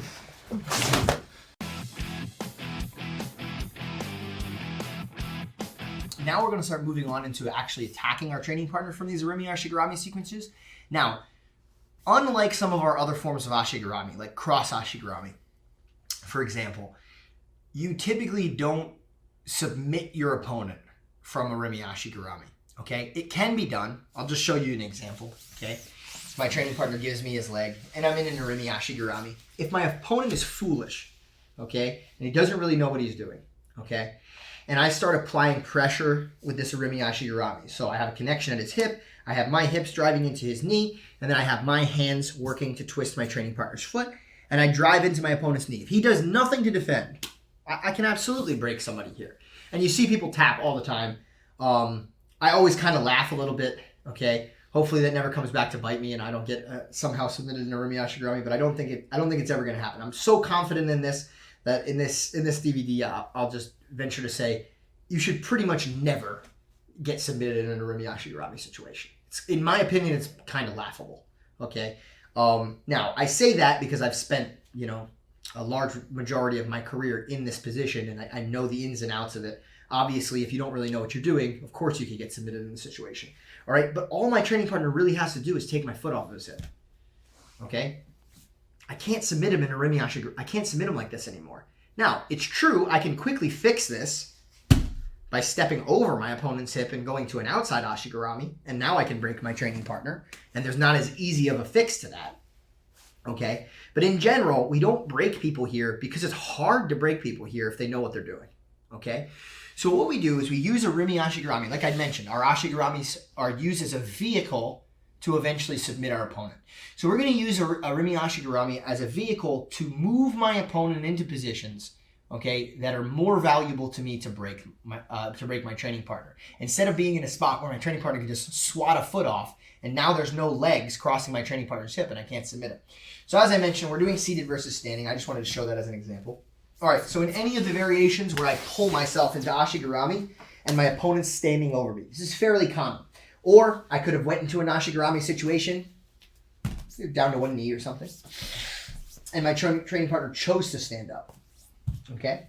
Now, when my training partner's standing, okay, something interesting happens. Okay? There's a lot of weight on my training partner's heels on the mat. Okay, like so. Okay? It makes it a little bit more difficult to turn to the opponent. Okay? So as I go to establish my Ashigarami and I try to use my knees to turn him, it's much more difficult to establish heel exposure than if he's sitting on the floor. Sit on the floor. When he's sitting on the floor, I can kind of just turn my knees a little bit and the heel pops right up. When he's standing above me, it gets a little tricky. I'm like, I want to expose this heel hook.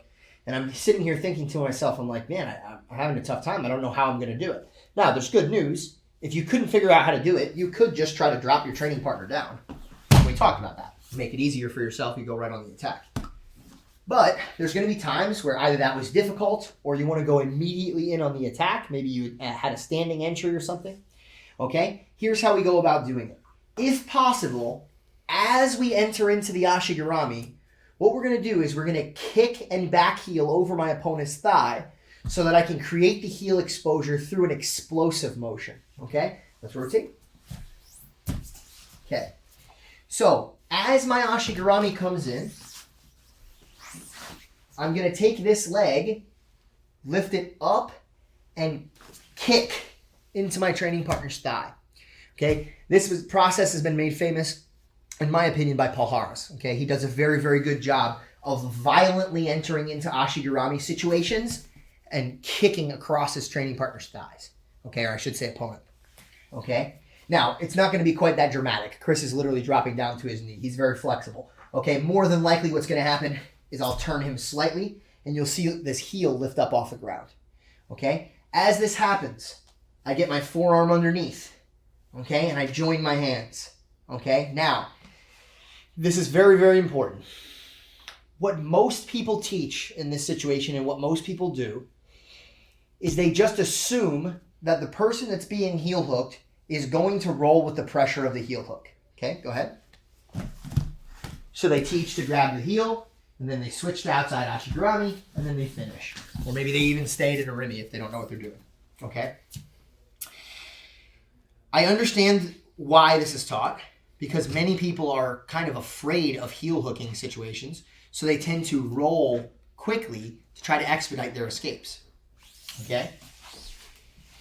So sometimes with an inexperienced opponent, I put my inexperienced opponent in this situation, and he barrels into a roll. Go ahead. He goes into a roll, and I'm used to that, and I go and follow the opponent. Okay? If your opponent is more experienced, he has no reason to do that unless you give him a reason to do it. Okay? What do I mean by give my opponent a reason to do that? Well, I have to be able to apply meaningful enough pressure in this situation for my opponent to feel like if he doesn't concede to a roll, he's going to get injured. Okay? So I now have to apply real submission pressure to my training partner. Now that's tricky from this situation. It's not as easy as it would be from an outside Ashigarami or other places. Okay? I have to get that shearing force started. Here's how I'm going to do it. This heel is going to do what we refer to as a back heel, a heel pull in towards my own hamstring or my own buttocks. Okay, so this heel is going to pull and vice into my training partner's thigh. That's very important. Okay, it holds my training partner's leg in place. Okay, my hand or hands are going to pull and elevate my training partner's heel. Okay, now I'm going to press this knee down into my training partner's thigh while I lift my pelvis up into my training partner's knee. I'm going to create a situation where there's tension in my training partner's knee. And if he didn't move, he'd feel like he has to tap. Okay? If you just expect to hold a heel and try to pull it across your chest or just turn your body and expect to roll somebody, if Chris is a good athlete and he knows he's not in danger of getting submitted here, Chris, just stay where you are and face me. And he'll just focus on taking the foot off, and you're going to lose this position. He's going to get his heel back to the mat. I need to make Chris feel like he's about to get broken. Okay? So I back heel strong. I open up this knee to push off. Okay? And my pelvis presses into this knee. And my I'm going to get into a little bit of spinal extension here. Okay? And immediately my training partner feels like there's tension in the knee and the ankle joint. Now he elicits a roll. Not because he's just afraid of some arbitrary heel hook danger. He really feels tension enough in his knee that if he doesn't roll, he's going to get hurt. So to alleviate that tension, he rolls. And if I were to stay put, all the tension is gone. Okay? Our job is going to be to maintain that tension throughout the roll. Okay? Tension. He rolls. The tension stays. I land. Now, here's the tricky part of this. If I do this move and I alleviate the tension, it makes it so much easier for my training partner to escape the move. Okay? So I back heel strong. I catch, I create tension. And if I just roll with my opponent and now there's no tension in the leg anymore, and I try to recreate the tension after the roll, it's very likely my training partner will do things to slip his heel, fight out of the move, or continue to roll. Okay, and I'm not going to be able to do much to stop it. My job is to keep that tension the whole time and stop my opponent's movement. Okay? Initially, I start movement on the part, let's back up a little bit. I start movement on the part of my opponent by creating that tension and bringing this leg across my training partner's thigh to make him turn away from me. Okay? At a certain point, once I reach outside Ashigarami, I'm going to point my knees out to the side and spin my opponent, stopping him from moving. Watch as my hips come up, my legs start to cross on the outside of my training partner's hip. And when I land on my elbow, that's it. I don't move anymore. My hips stay facing the floor. If my opponent tries to continue the roll, go. Try to turn. It's difficult. All of my weight is pushing into my training partner's knee. Okay? Stand up. We'll do this in a different orientation. Okay. There's tension in his leg right now. I turn. The elbow lands. My head comes up off the ground. My knee is touching the floor. And my hips are up off the ground. If I keep going and my butt touches the floor and my knees face towards the ceiling, I'm shot. I'm not going to get my break. So the knee touches the floor and stays pointing away from my training partner. Okay? Now from here, we go into our basic braking mechanics. We pin and control at the hip. We're pulling in.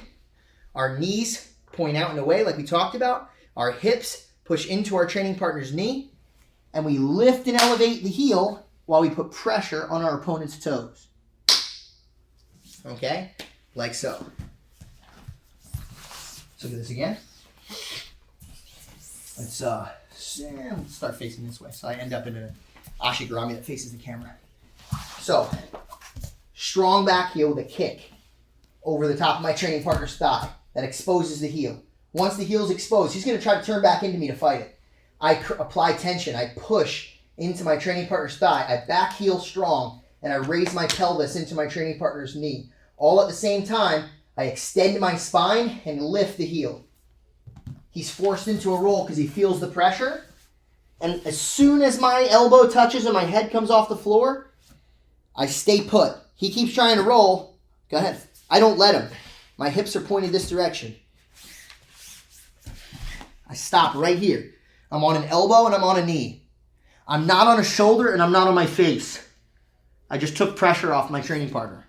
Okay? From here, knees point towards the mat, pelvis presses in, and my head and shoulders rotate around my training partner's foot for the break.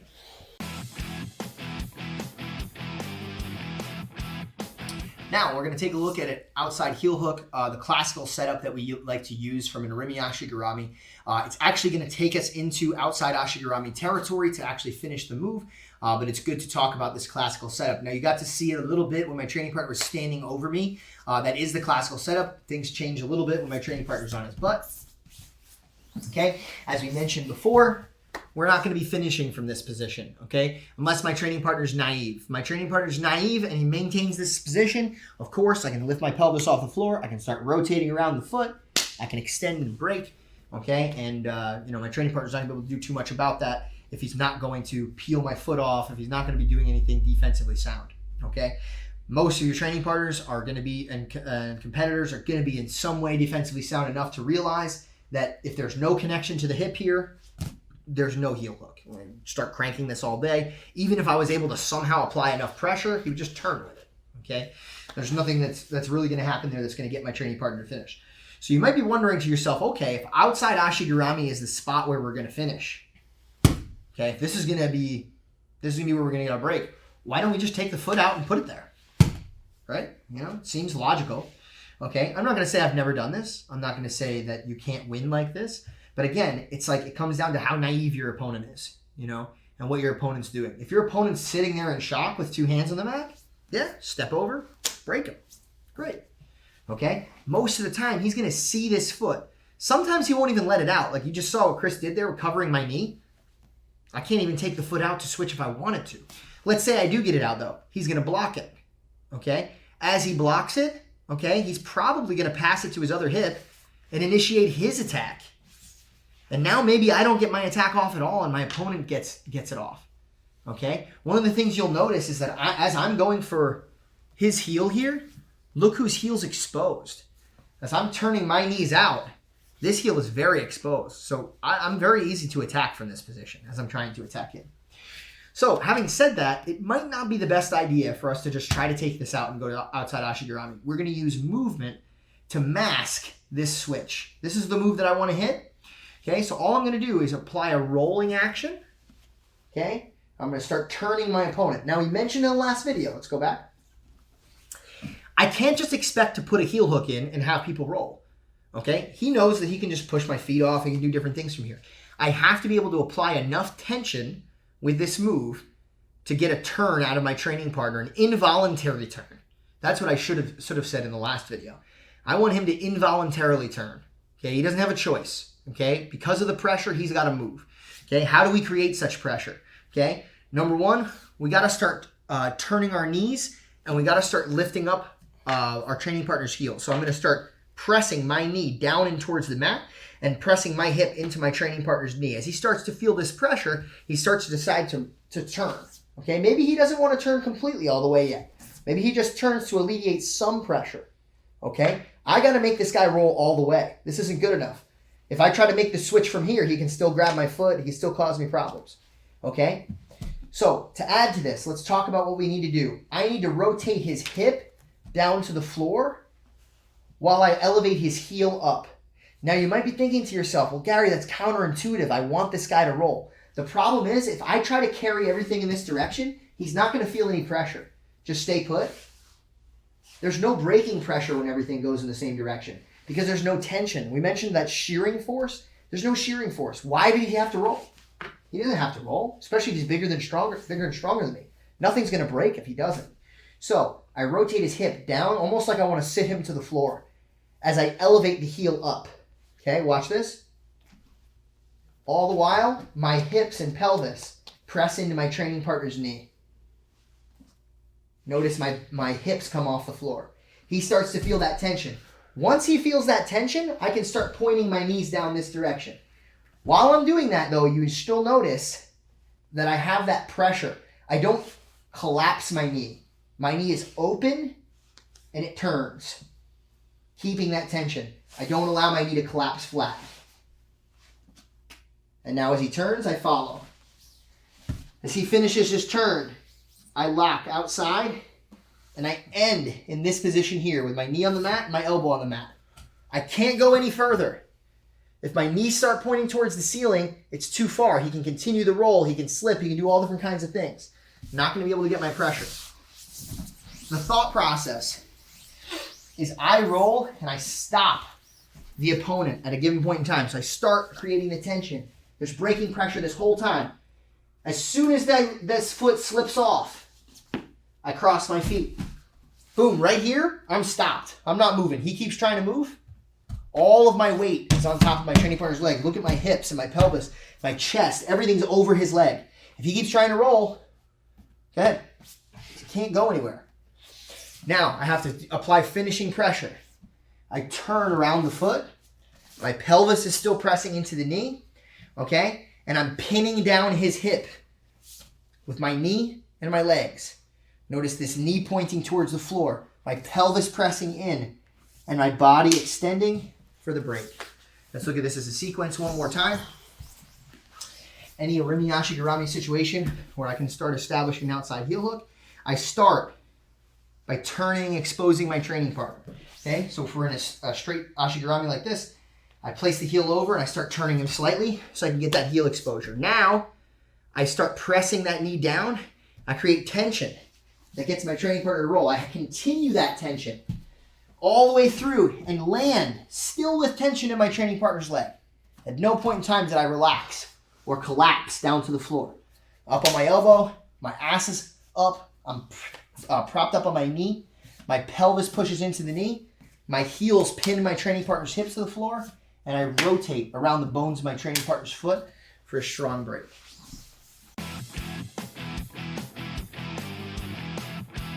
So I thought we'd take a couple seconds to talk about something that occurs while you're battling for Orimi Ashigarami situations, trying to expose your training partner's heel. Okay, it's something relevant to bring up.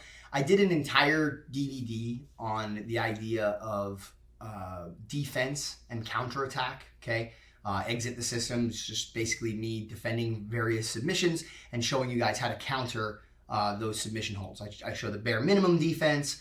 Some some better defense, and then defense that leads to actual submission holds in that DVD. So this is kind of within the realm of counterattacking your opponent. I'm not going to show too much of this throughout the DVD, but it's kind of a relevant conversation to have when we start talking about Arimi Ashigurami. This actually happened to me in one of my fights, I believe in EBI against Javi Vasquez. So I get into a situation where I'm in an Arimi Ashigurami, okay?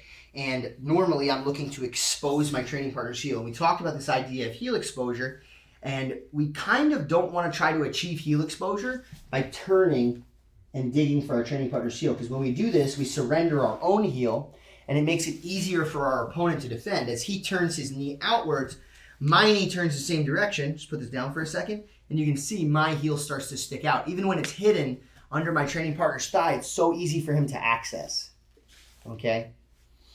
And you see people teach these BS counters where, like, Chris grabs my heel and stuff. Unless I'm a borderline idiot. I mean, that's never going to, my foot's just going to slip out. Just have to take my foot out. But what absolutely can happen is my training partner takes my foot and he can start attacking via either heel hook or toe hold from here, okay?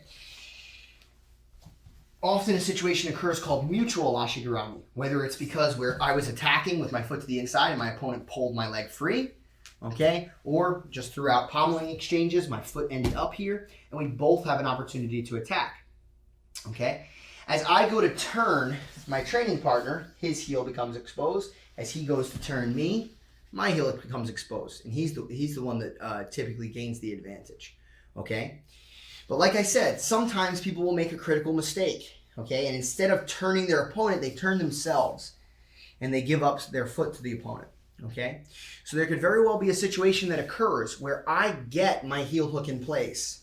I actually capture the heel. I do everything that I'm supposed to do from Arimi Ashigurami, but I do a poor job, okay, from this position, all right, of hiding my own heel. As I'm digging for the heel, I decided to commit too much weight towards it, and my training partner can get a hold of my foot, okay, and start attacking me.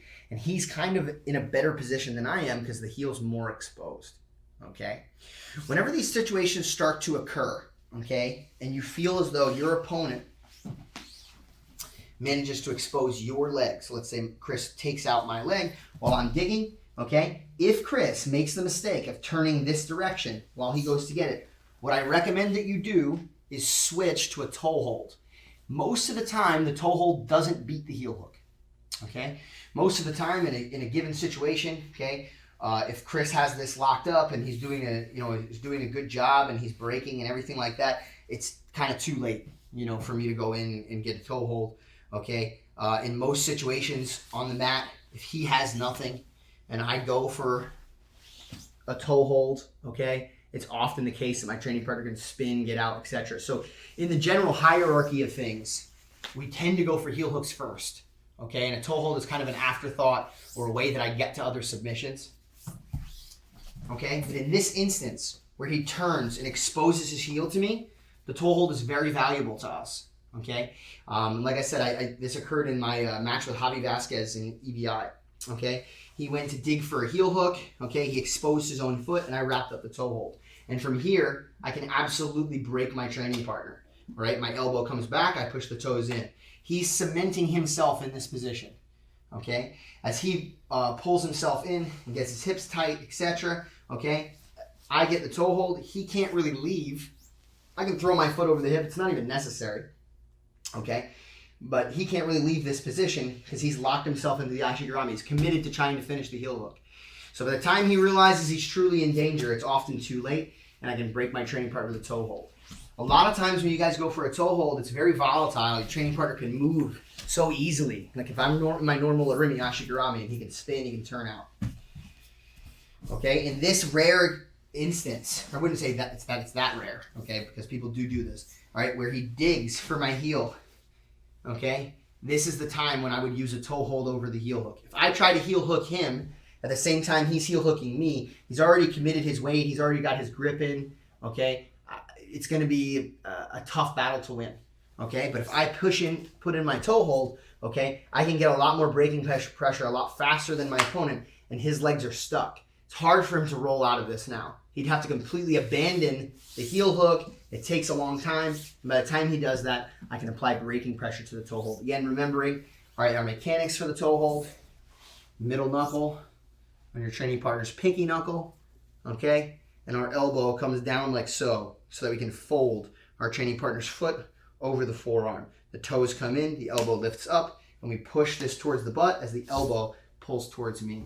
Okay, so once again, if we were starting a mutual oxy situation and I see him digging, all right, for my heel, whether he gets it or not, okay, I see an exposed foot, I capture it, and I break, especially if he's in on a heel hook, okay?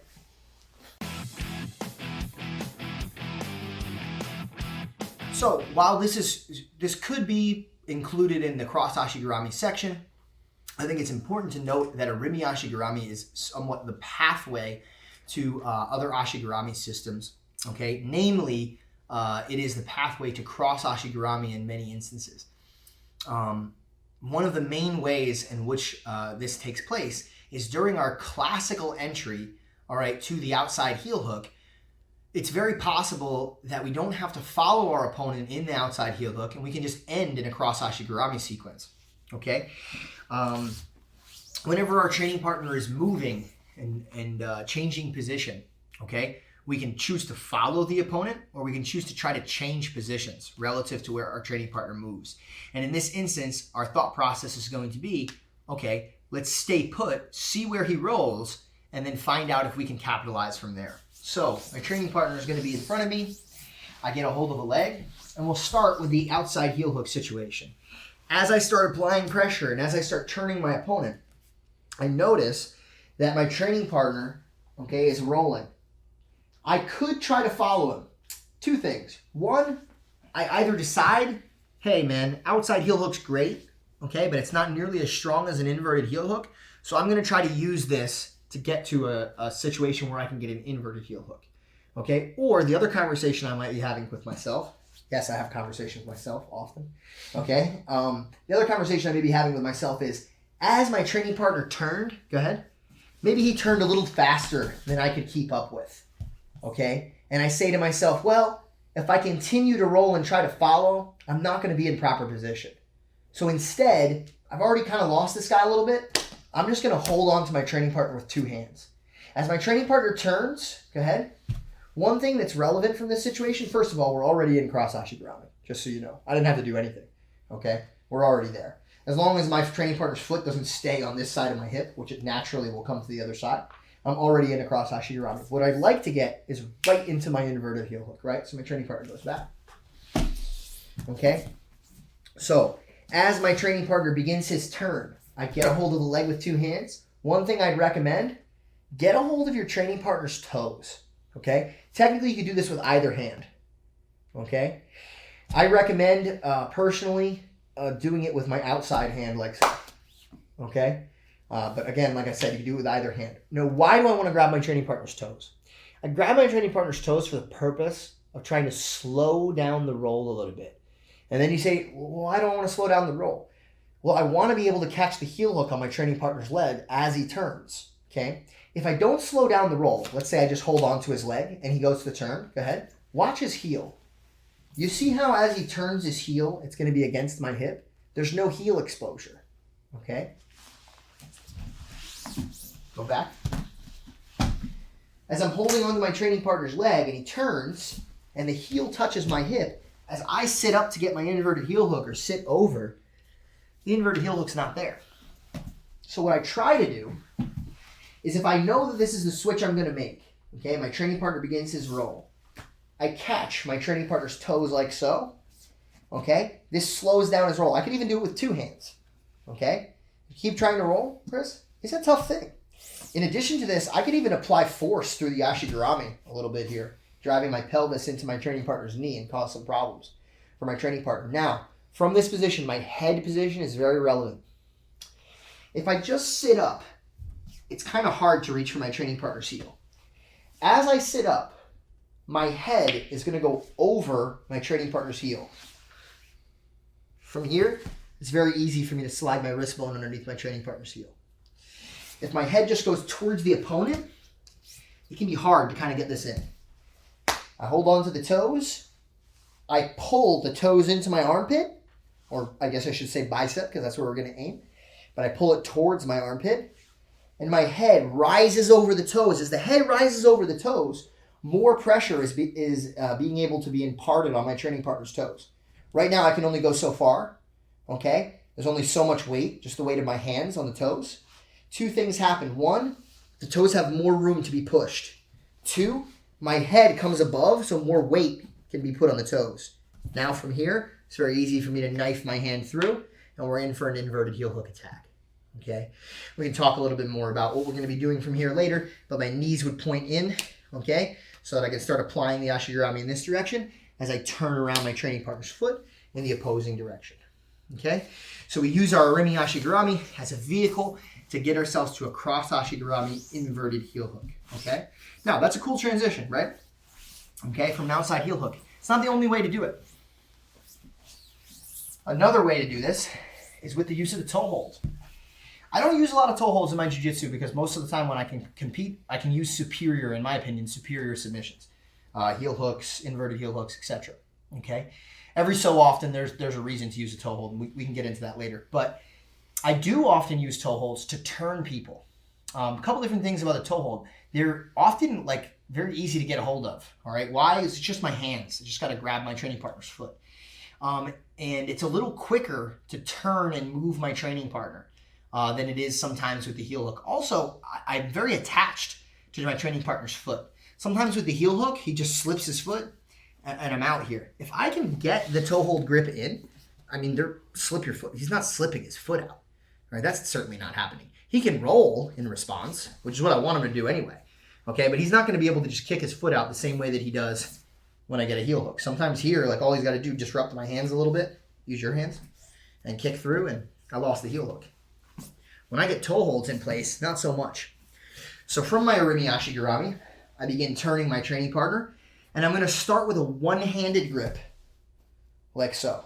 Now, if your training partner's not careful, you can actually break him right from here. Just straighten out my arm, and I can break my training partner. Now that I've created this space, it's very similar to heel exposure. I get the toe hold locked in. Now, if I have a naive opponent, yeah, I can elevate my training partner's heel, press the toes down. I could break somebody from here. Most people will respond to this by rolling with the pressure. Instead of going with my opponent, I stay put, just like last time. And my opponent starts to turn. As he turns, I grip the foot, I sit up, I catch, and I go into my inverted heel hook break. So I'll do this again. So maybe I'm having a tough time just turning my training partner and getting underneath the heel. Start turning your heel in a little bit. Okay, no problem. I grab the toes and I press them out. Okay, go ahead and try and move your foot. No, it's difficult. I reach up and I commit myself to this toe hold grip. Now instead of focusing on finishing my opponent, I just start to turn him. As he turns, I lock up my legs and cross Ashigarami. Now I want to let go of this grip. If I keep the toe hold grip, go ahead, I put him into a position where he can hide his heel. Go back. Instead, as he starts to turn, I pin the toes to my chest, I sit up, and I go into my break.